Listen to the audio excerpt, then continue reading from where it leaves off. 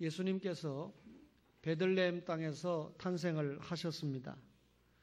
잠시 애국으로 피난을 가셨다가 나사렛으로 돌아오셔서 나사렛에서 성장을 하셨습니다. 공적인 사역을 시작하셨을 때는 주로 갈릴리 지방을 중심으로 해서 3년 동안 열심히 복음을 전하는 역할을 하셨습니다. 그리고 예루살렘에서 십자가를 지시고 예루살렘에서 부활을 하셨죠. 예수님이 갈릴리를 중심으로 사역하던 3년의 사역이 거의 마쳐지는 시간이 오늘 마태복음 16장에 기록되고 있습니다. 공생애를 마쳐 가시면서 가이사라 빌립보에 가셨다 그 말이죠. 이 가이사라 빌립보 지역에는 각양각색의 종교가 판을 치고 있는 지역이었습니다. 가이사라 빌립보에는 가이사 황제를 섬기는 신전도 있었던 곳입니다. 헤롯 대왕이 가이사 황제를 위해서 신전을 지어줬습니다. 여러분이 잘 아시는 것처럼 주전 753년에 로마라고 하는 나라가 역사상에 등장을 하게 됩니다. 주전 63년경에 이 로마라고 하는 나라가 유대라고 하는 나라를 통치하기 시작합니다. 이스라엘이 로마에 망한 건 AD 70년이지만 주전 64년부터 본격적으로 로마라고 하는 나라의 지배를 받게 되는데 주전 27년경에 로마의 삼두정치가 마감을 하고 그 중에 옥타비아누스라고 하는 사람이 로마 황제로 즉위를 하게 되면서 그때부터 우리가 로마를 로마 제국이다. 그러면 일대 황제가 가이사 아구스도가 되겠죠. 이 가이사라고 하는 말은 황제라고 하는 뜻이니까 황제 아구스도가 주전 27년부터 AD 14년까지 즉위를 하다가 세상을 떠났습니다. 그리고 AD 14년부터 적어도 이 37년까지 성경에 나타난 티베리우스 황제가 돼서 로마를 다스렸으니까 예수님께서 주로 성장하시고 갈릴리에서 활동하시고 십자가와 부활을 이루어내신 기간 동안에 황제는 디베리오 황제라고 하는 것을 우리가 알 수가 있습니다. 그러면 이 가이사라 빌립보에 황제를 섬기는 신전이 있다라고 할 때 여기에 이 가이사 황제는 티베리우스를 이야기하는 거죠. 그러니까 디베리오를 섬기는 그런 신전이 빌립보에 있었는데 예수님께서 마침내 이곳에 도착을 했다 그 말입니다. 가이사 황제, 티베리우스 황제를 섬기는 유명한 신전이 있는 빌립보에 예수님이 도착을 했다 그 말이죠. 여러분, 언제나 사건은 예수님이 가시면서 시작됩니다. 예수님이 오실 때 그 마을에 엄청난 사건이 생기게 되지요. 오늘 예수님께서 가이사라 빌립보에 가셔서 첫 질문을 이렇게 하십니다. 사람들이 인자를 누구라고 하느냐? 이렇게 예수님이 황제의 신전이 있는 곳에서 질문을 합니다. 사람들이 나에 대해서 바른 고백을 하고 있느냐? 사람들이 이 구원의 기초가 되시는 예수님에 대해서 정확하게 인식을 하고 있느냐 그 말이죠. 예수님께서 지금 가이사라 빌립보에서 사역을 본격적으로 하시기 전에 자신의 신분을 확실하게 드러내고자 하는 의도가 있었습니다. 제가 오늘 윤순여 집사님이 제 방 쪽으로 오시길래 제가 안아드리면서 어머니, 집사님은 유동진 장로님이 최고지요. 그러니까 아니에요. 목사님도 최고예요. 그러시면서 그 다음 말이 목사님이 계셔야 교회가 아버지가 계신 거죠. 이렇게 말씀을 하더라고요. 여러분, 목사라고 하는 신분 왜 중요합니까? 사역이 중요하기 때문에 그렇지 않아요? 이 시간에 여러분에게 하나님의 말씀을 전하는 사역을 위시해서 중요한 사역들이 많잖아요. 따라서 예수님이 지금 자신의 신분을 밝히는 것은 사역과 신분이 불가분리가 아니고 예수님의 신분과 예수님의 사역은 하나일 수밖에 없기 때문에 이런 질문을 하신 겁니다. 사람들이 나를 어떻게 이해하고 있느냐? 사람들이 도대체 나를 따라다니는 이유가 무엇이냐? 이렇게 예수님이 물으신 거죠. 그때 대답이 어떤 사람은 예수님을 세례 요한이라고 합니다. 세례 요한은 회개 복음을 외치다가 목배임을 당한 선지자잖아요. 그 목배임을 당해서 죽었던 세례 요한이 다시 살아나서 이 앞에 오셨다. 사람들이 이렇게 생각하는 거죠. 또 엘리야라고 이야기합니다.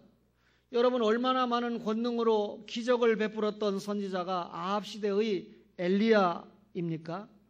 말라기 4장 5절에 보면 말라기 선지자가 엘리야가 온다 예언을 했는데 그 엘리야는 사실상 세례 요한을 두고 한 말이지만 사람들은 그 엘리야 선지자가 지금 눈앞에 왔다 이렇게 대답을 합니다. 또 어떤 사람들은 예레미야가 왔다. 여러분, 예레미야는 우리가 눈물의 선지자로 기억하죠. 예수님이 예루살렘 성을 보고 우셨습니다. 친구 나사로가 죽었을 때 우셨습니다. 히브리서에 보면 육체에 계실 때 심한 통곡, 겟세마네 동산에서도 얼마나 통곡으로 기도하셨습니까? 눈물의 선지자 예레미야가 지금 다시 살아나서 이 앞에 와 있다. 어떤 사람은 선지자 중에 한 사람이다. 여러분, 어떤 답이 됐든지 일반 사람들이 갖지 못하는 특이한 기적적인 내용을 가지고 있는 사람들인데 예수님을 그런 사람에 비유했다는 것은 예수님의 신성을 믿지 않았다는 거죠. 예수님이 하나님이요 하나님의 아들로 왔다고 하는 고백은 아무에게도 없었습니다. 그때 예수님께서 방향을 돌려서 제자들에게 그러면 너희는 나를 누구라고 하느냐 이렇게 물었습니다. 너희들은 나와 같이 지금까지 동고동락했지? 3년 동안 나와 함께 있었지? 3년 동안 나의 교훈을 받았지? 3년 동안 내가 병 고치는 거 봤지? 3년 동안 내가 많은 이적을 행하는 것도 너희들이 보았지? 내가 하나님 나라의 복음을 곳곳에서 전하는 것도 너희들이 목격을 했지?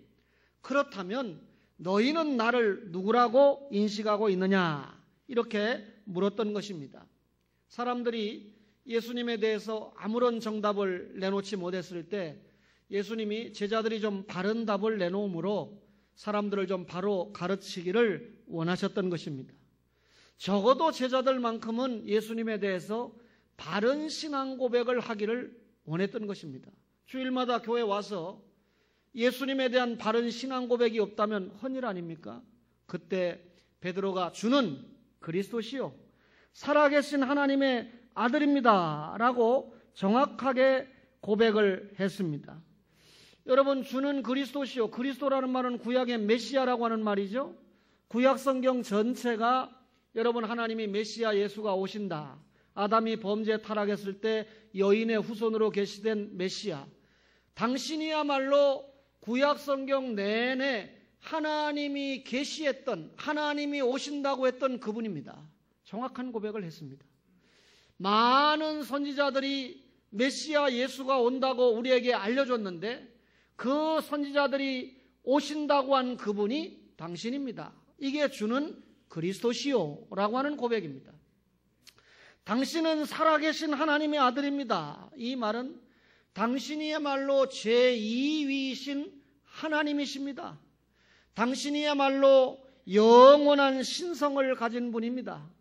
당신이야말로 우리의 영원한 구주가 되시는 분입니다 라고 베드로가 고백을 했던 것입니다. 이때 예수님이 너무나 기뻤어요. 바요나 시몬아, 네가 복이 있다. 이것을 너에게 알게 하니가 혈육이 아니라 하늘에 계신 하나님 아버지다. 바요나, 이 말은 요한의 아들아 이 말이죠. 너가 이런 고백을 할 수 있도록 하게 한 것은 너의 육신의 아버지가 아니고 하늘에 계신 너희 아버지가 이런 고백을 하게 했다. 너에게 이런 믿음을 갖게 하신 분이 하나님이다. 너가 이렇게 멋진 신앙 고백을 할 수 있게 인도하신 분이 하나님이다. 여러분, 내가 이 반석 위에 내 교회를 세운다. 예수님이 반석이라고 하는 말은 베드로가 정확하게 고백했던 주는 그리스도시요 살아계신 하나님의 아들이라고 하는 고백 위에 교회를 세운다 그 말입니다. 구약 성경을 읽어보면 반석이라고 하는 말은 대부분 하나님을 상징했죠. 여호와는 나의 반석이시니 하나님을 의미합니다. 근데 반석 위에 교회를 주님이 세운다고 할 때 이 반석은 베드로의 신앙 고백, 베드로의 신앙 기초 위에 교회를 세운다 그 말입니다. 베드로의 신앙 고백 위에 초원교회가 세워졌습니다. 다시 말하면 초원교회는 주는 그리스도시요 살아계신 하나님의 아들입니다 라고 믿는 고백 위에 세워진 줄로 믿습니다. 초원교회는요, 주님이 친히 세우신 교회입니다. 마태복음 16장 18절에 내가 이 반석 위에 내 교회를 세운다. 내가라고 하는 말을 분명하게 주님이 명시합니다. 교회는 에클레시아, 세상에서 불러냈다 이 말입니다. 세상에서 불러낸 사람들의 모임이 초원교회예요. 그러면 이 초원교회는 성도들의 모임인데 세상에서 누가 불러냈습니까? 내가 불러내서 세웠다. 그렇다면 초원교회는 주님이 세우신 교회다. 어떤 경우든지 사람이 세운 교회는 절대로 교회일 수가 없습니다. 주님이 세우셔야 교회입니다. 교회의 시작도, 교회의 진행도, 교회의 마침도 주님입니다. 그렇다면 교회가 가지는 모든 내용이 주님입니다. 복음입니다. 십자가와 부활의 복음이 없는 교회는 교회일 수가 없습니다. 교회의 사명도 복음입니다. 어떤 경우든지 십자가와 부활의 복음을 전하지 못하는 교회는 교회일 수가 없다. 따라서 교회가 정확하게 신앙 고백하는 것을 세상을 향해서 정확하게 전파할 수 있을 때, 정확하게 설교할 수 있을 때 그 교회가 교회다 그 말입니다. 예수님께서요, 이 일 때문에 교회를 세운 겁니다. 자기의 피를 통해서 피값으로 세운 것이 교회 아닙니까? 주는 그리스도시요 살아계신 하나님의 아들이라고 믿고 내가 믿은 것을 바르게 전하라고 교회를 세웠다 그 말입니다. 그렇다면 교회가 얼마나 귀한 장소입니까? 생명의 장소입니다. 여러분과 저가 감격할 수밖에 없는 장소입니다. 적어도 청와대와 세상의 어떤 기관이 해결해 줄 수 없는 사죄의 은총을 소개하는 곳이 교회다 그 말입니다. 저주의 자리에서 해방을 시키고 심판의 자리에서 불러내고 불신앙의 자리에서 분리시키는 장소가 교회인 줄로 믿습니다. 십자가의 주인공이 되시는 예수님께서 자기의 피값으로 세우신 교회가, 친히 세우신 교회가 초원교회인 줄로 믿습니다. 초원교회를 주님이 세우셨다. 누가 주인이라는 말입니까? 주님이 주인인 교회가 초원교회다 그 말이죠. 마태복음 16장 18절에 내가 이 반석 위에, 그 다음 뭐라 했습니까? 내 교회를 세운다. 주님께서 선언하시기를 내 교회를 세운다. 누가 주인이라는 말입니까? 주님이 주인이라고 하는 말이죠. 사람이 결코 주인이 될 수가 없습니다. 여러분, 돈 많은 재력가, 교회 와서 헌금 좀 많이 드린다고 그 사람이 결코 교회의 주인이 될 수가 없습니다. 교회에 여러분 정치적으로 좀 권세가 있는 그런 분이 출입을 한다고 해서 교회가 그분의 교회가 될 수가 없습니다. 목사와 장로가 있다고 해도 교회는 결코 목사와 장로의 교회가 될 수가 없습니다. 교회의 주인은 주님 자신이기 때문입니다. 만약에 우리가 여러분 교회의 주인을 주님으로 우리가 실제로 고백을 한다면, 그렇다면 주인의 뜻대로 가는 교회가 참 교회고 좋은 교회가 될 수밖에 없지요. 주님의 뜻대로 가는 교회가 주님을 기뻐하시는 뜻대로 하는 교회죠. 여러분, 교회의 헌금이 주님의 뜻대로 드려져야 되고 주님의 뜻대로 사용되어져야 합니다. 목사의 설교나 목사의 신방이나 목사의 기도가 주님의 기쁘신 뜻대로 돼야 돼요. 저는 지난 주간에 제 본연의 사명 플러스 저 전북 부안에 우리 홍하일 권사님 신방을 했습니다. 또 토요일에는 우리 최병식 집사님 가정에 이사 신방을 했습니다. 예배를 하나님 앞에 드리면서 하나님께서 홍 권사님 가정에 최병식 집사님 가정에 과연 어떤 말씀을 주시기를 원하는가, 그 말씀을 생각하면서 기도했고 준비했고 그렇게 전했습니다. 왜 그렇지요? 목사를 기쁘게 하는 것이 교회가 아니고 주님을 기쁘시게 하는 것이 교회이기 때문에 주님의 뜻이 무엇인가, 주님의 뜻을 전하고 주님의 뜻을 받은 성도가, 주님의 뜻을 받은 교회가 주님을 기쁘시게 신앙생활하는 게 목적이었기 때문입니다. 교회의 주인이 주님입니다. 따라서 교회 오면 주님의 뜻이 최고입니다. 주님의 뜻이 최고 귀합니다. 주님의 뜻이 최고의 위치에 있어야 된다, 그 말이죠. 그 주님의 뜻의 뭉치가 신구약 66권의 성경 말씀입니다. 따라서 어떤 시간이든지 교회에 오면 이 말씀이 바로 전해질 때 여러분과 저가 주님의 뜻을 깨닫게 되고 주님의 뜻대로 실천하게 되고 주님의 뜻대로 실천하게 될 때 주님이 기뻐하시는 줄로 믿습니다. 이 교회 주인이 주님이기 때문에 여러분과 저가 교회를 사랑하는 건 상대가 안 돼요. 주님이 얼마나 교회를 사랑하시는지요. 이 교회를 핏값으로 세웠다, 이 말은 자신의 생명을 바쳐서 교회를 세웠다, 그 말입니다. 주님은 이 교회와 끝까지 함께 하시지 않습니까? 택자를 사랑하시기 때문에 택자를 모아놓은 곳이 교회 아닙니까? 예수님이 이 교회를 사랑하는 농도가 목숨까지 주어서 표현이 됐습니다. 진정으로 주님이 교회를 사랑하는데 교회가 물건이 아니지요? 사람이지요? 영혼이지요? 그렇다면 여러분, 어떤 교회가 주님의 사랑을 받을 수 있을까요? 주님의 구원의 사랑을 받은 교회가 정말 주님을 위해서 감사하고 감격하고 주님이 원하시는 일을 수행할 때 주님께서 동일하게 여러분과 저를 사랑하시는 줄로 믿습니다. 주님이 주인이 되시는 교회 앞에, 주님의 몸이 되시는 교회 앞에 지체가 되는 성도들이 정말 주님의 영광을 위해서 충성할 때 주님이 사랑하시는 것은 당연하지 않습니까? 여러분과 저가요, 교회를 통해서 주님을 위해서 심은 것은 헛것이 없습니다. 반드시 주님께서 찾도록 해주십니다. 따라서 성도가 주님을 위해서 일하는 게 선 아닙니까? 교회를 위해서 일하는 게 선 아닙니까? 선을 행하다가 낙심하면 안 됩니다.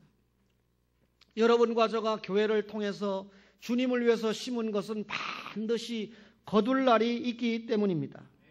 따라서 성도는 지극한 애정을 가지고 교회를 사랑해야 합니다. 교회를 위해서 헌신해야 됩니다. 주님의 몸된 교회를 위해서 충성을 쏟아야 됩니다. 순종해야 됩니다. 절대로 주님이 중간평가하지 않습니다. 만약에 주님께서 여러분의 목사를 중간평가했다면, 잘못하면 스승을 배신한 사람이요, 잘못하면 교단을 흔든 사람이요, 이렇게 평가를 받을 수 있습니다. 그러나 여러분, 주님의 평가가 중간평가가 아니기 때문에 그 목사는 정말 개혁의 몸을, 마음을, 믿음을 바쳤던 사람이다. 한국교회가 바로 가기 위해서 그렇게 정열을 쏟았던 목사다. 여러분, 담임 목사가 그런 목사라면 여러분이 몸담고 있는 교회의 최종적인 평가가 주는 그리스도시요 살아계신 하나님의 여러분의 아들이라고 하는 신앙 고백 위에 바로 세우는, 이것이 개혁교회 아닙니까? 개혁교회 운동의 앞장선 교회로 최종적인 평가가 날 줄로 믿습니다. 절대로 주님이 중간평가 안 하셔요.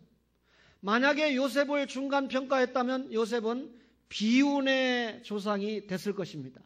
그러나 요셉을 최종평가했기 때문에 구약의 4대 족장에 들어가고 하나님의 구속 역사에 멋지게 사용받은 사람으로 기록되지 않습니까? 주님은 여러분과 저를 최종 평가하시는데 예수를 믿은 믿음 구원으로 평가하시고, 예수를 어떻게 믿었느냐 상급으로 평가하시는 겁니다. 내가 어떤 교회를 다녔느냐, 큰 교회를 다녔느냐, 작은 교회를 다녔느냐, 그렇게 중요하지 않습니다. 큰 교회 다녔으면 일 많이 해야지.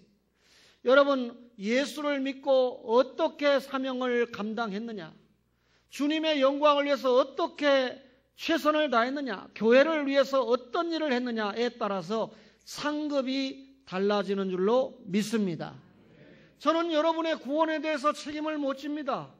주님이 책임을 지십니다. 그러나 저는 여러분의 상급에 대해서는 나름대로 책임을 질 목사이기 때문에 주님 앞에 불려갔을 때 너 왜 아무개 상급에 그렇게 최선을 다한 목사가 되지 못했느냐, 이 소리 듣기 싫어서 어제도 제가 신방 가서 선미를 들었다 놓은 겁니다.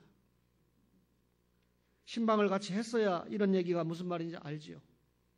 신방을 불가피해서 못 왔어도 이 목사가 신방 갔을 때 누가 따라갔을 거다. 효경 권사 따라갔을 거다.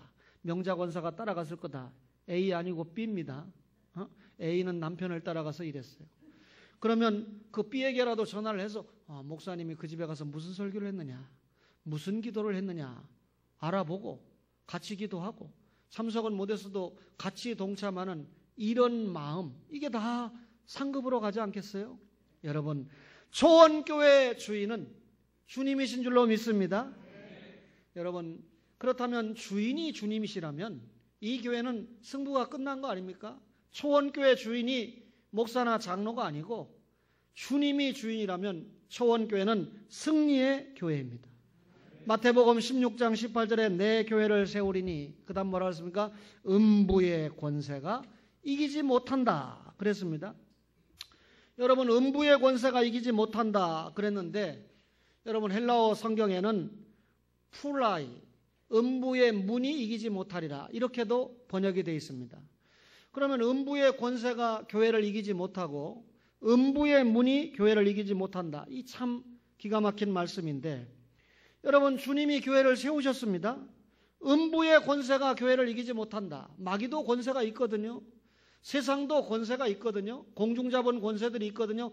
이것들이 교회 앞에 달라들어도 절대로 이것들이 가진 권세가 교회를 이기지 못한다, 그 말입니다. 이 말은 우리가 음부의 권세가 교회를 공격할지라도 절대로 교회를 이기지 못한다, 이건 소극적인 해석입니다. 그렇습니다. 음부의 권세가 교회 못 이깁니다. 그러나 적극적으로 음부의 문이 이기지 못한다, 이 말은, 문은 뭡니까? 출입하는 거 아닙니까? 여러분, 마귀가 들어와도 교회를 못 이기지만 우리가 여러분 마귀를 방어하는 정도에서 끝나는 게 아니라 그 문을 통해서 나가서 마귀를 공격해서 제압할 수 있다, 그 말입니다. 교회가 세상으로 나가서 마귀와 전쟁해서 이길 수 있다. 사탄을 제압할 수 있다. 세상과 세속을 제압할 수 있다. 무슨 말입니까? 우리가 가진 십자가와 부활의 복음을 가지고 세상 앞에 당당히 선포할 때, 세상 앞에 당당히 전도할 때 교회가 승리한다는 여러분 약속인 줄로 믿습니다. 음부의 권세나 음부의 문이 교회를 못 이긴다. 교회가 절대로 승리한다, 그 말입니다. 예수님께서 십자가에 죽으셨습니다. 그러나 여러분 누가 봐도 예수님 죽으셨으니까 패배로 생각했지만 사흘 만에 부활하셨죠. 사흘 만에 부활하신 거 승리 아닙니까? 예수님이 죽음의 권세 이긴 거 아닙니까? 여러분, 죽음의 권세를 이기신 것처럼 우리도 세상 권세를 이긴다. 할렐루야. 여러분, 우리 교회 참 제가 좋아하는 이 정 집사님을 여러분 주님이 한번 엎었잖아요. 깜짝 놀랐잖아요. 죽음의 경지를 통과했잖아요. 주님이 살려놨잖아요. 기가 막힌 이 간증거리가 있잖아요. 왜 살려놨겠습니까? 식당 잘하라고 살려놨겠어요? 김장 맛있게 담그라고 살려놨겠어요? 이제 이 안수 집사가 된 남편과 함께 남은 생은 주님의 영광을 위해서, 주님의 교회를 위해서, 주인 되신 주님을 위해서 상급을 많이 쌓고 하나님 앞에 계대적인 신앙의 축복을 받으라고 하나님이 부활을 경험하게 하신 줄로 믿습니다. 부활 경험하고 싶어요? 눕고 싶어요?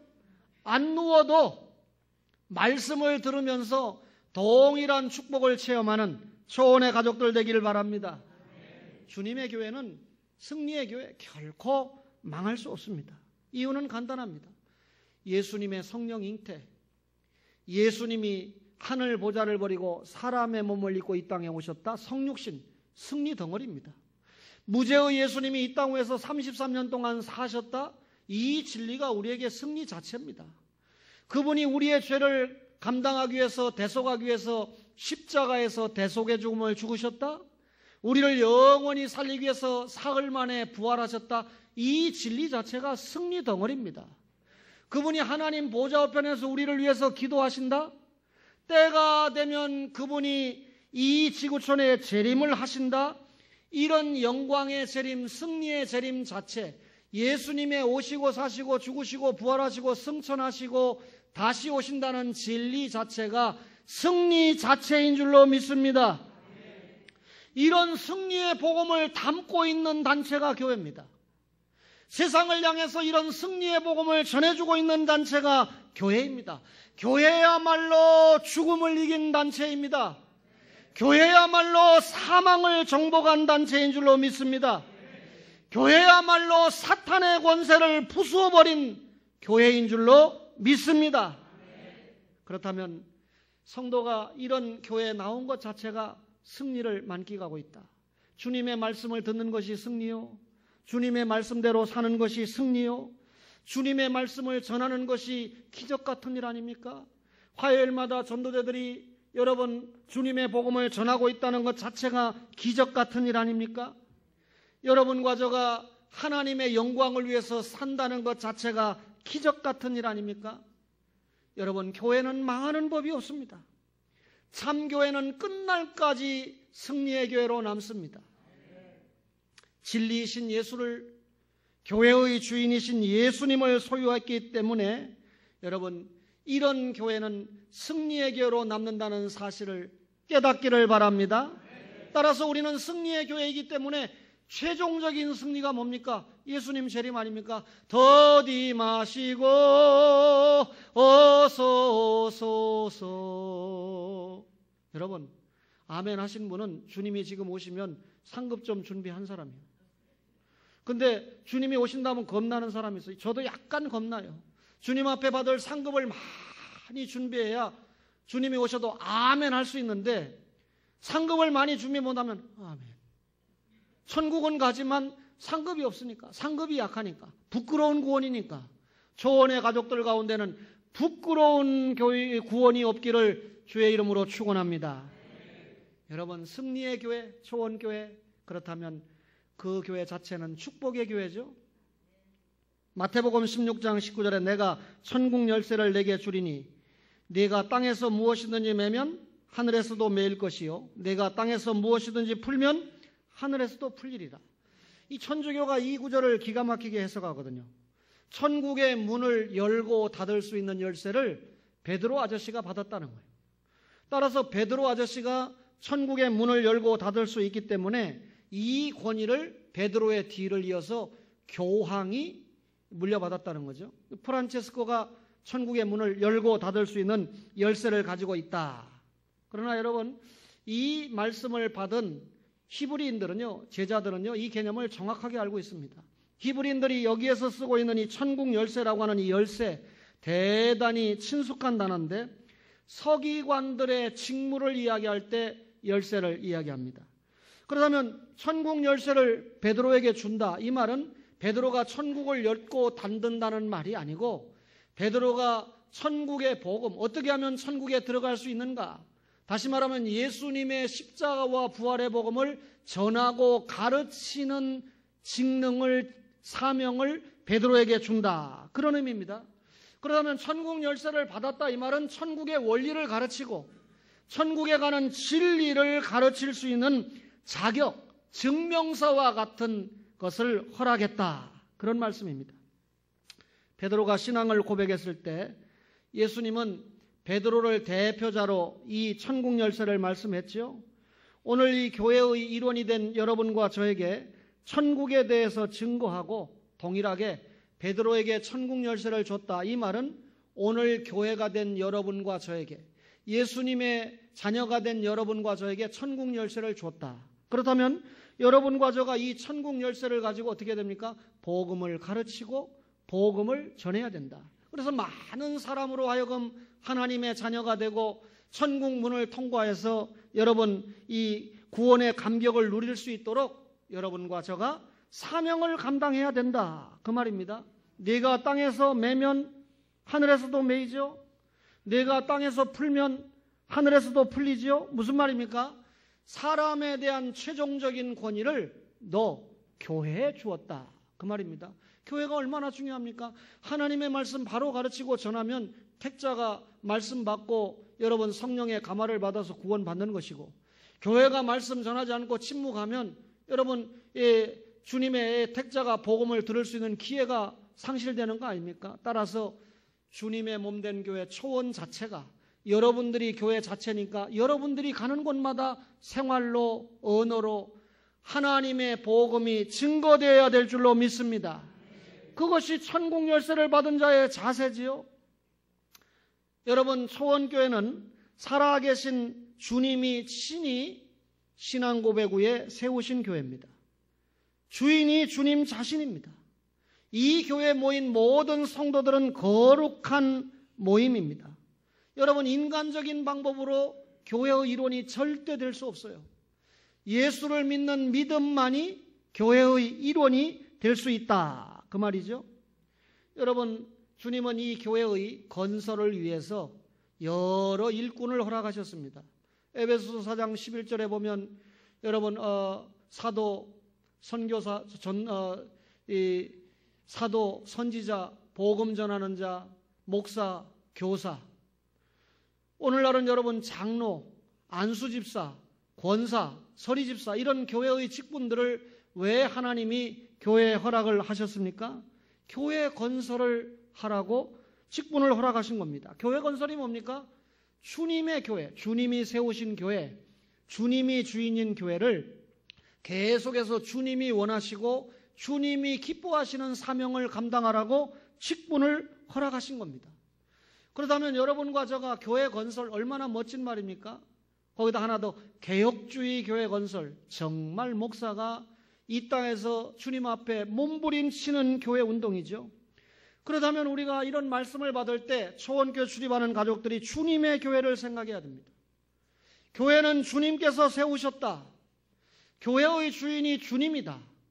교회의 유익을 먼저 생각해야죠. 그것이 주님을 기쁘게 하시는 일 아닙니까? 어떻게 교회의 직분자가 내 생각, 내 의지, 내 주장, 내 명예를 위해서 일을 합니까? 주님이 세우고 주님이 주인인 걸 고백한다면 어떻게 하면 주님이 기뻐하실까? 내가 어떻게 처신하는 것이 우리 주님이 행복해 하실까? 그것이 여러분과 저의 처신이고 그것이 여러분과 저가 개혁주의 교회를 건설하는 거 아니겠습니까? 저와 여러분은 주님의 몸된 교회인 초원교회를 출입하면서 영적인 교제를 하는 성도입니다. 성도는 성도다워야 돼요. 절대로 여러분과 저가 주님 위에 군림할 수 없습니다. 주님 앞에서 겸손해야 됩니다. 주님의 말씀 앞에 늘 부복해야 됩니다. 그리고 주님의 말씀 앞에 나를 언제나 쳐서 복종시켜야 됩니다. 주님의 교회에서 나의 주장과 논리를 관철시키려고 하면 안 됩니다. 주님의 말씀이 주장하는 교회, 주님의 말씀이 이끄시는 교회, 온갖 세속의 물결이 춤추고 있는 이 세상, 어떻게 하면 교회가 숫자를 모아볼까? 말씀을 전하는 건 없고 사람 모으는 데만 혈안이 돼가지고 여러분 세상적인 어떤 방법을 도입하고 이건 주님의 뜻이 아닐 것입니다. 여러분 어찌하든지 전도하고 어찌하든지 교회 앞에 온 성도들을 말씀으로 양육을 해서 주님의 뜻을 깨닫게 하고 주님의 뜻대로 살게 하고 주님이 원하시는 선한 일을 감당하게 하는 것이 교회가 받은 사명인 줄로 믿습니다. 그렇다면 초원교회는 초원교회다워야 됩니다. 주님의 교회가 되도록 해야 됩니다. 주님이 기뻐하시는 교회, 이것이 여러분과 저가 마지막 자랑스러운 교회로 갖는 행복의 선물 아니겠습니까? 주님의 십자가와 부활의 복음을 인근에 잘 전해서 음부의 권세, 음부의 문이 이기지 못하는 적극적으로 복음을 증거함으로 세상을 복음으로 정복하는 그런 축복의 교회, 개혁주의 건설을 위해서 오늘도 하나님 중심, 성경 중심, 교회 중심으로 승리하는 초원의 모든 가족들 되시기를 주님의 이름으로 축원합니다. 축원합니다.